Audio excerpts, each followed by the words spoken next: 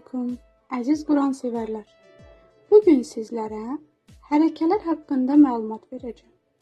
Hərəkələr qısa saitlərdir ki, hərfləri hərəkətə gətirir.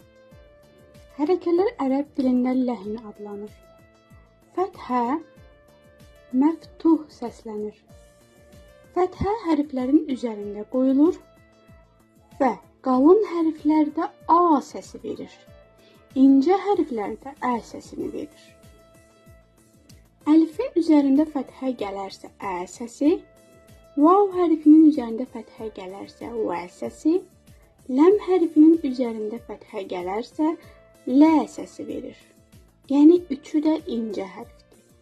Ə və lə. Ə və lə.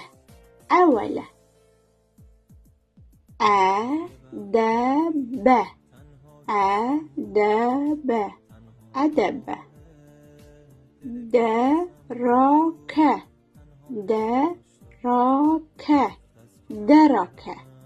Qalın hərf olanda A səsi, incə hərflərdə ə səsini verir.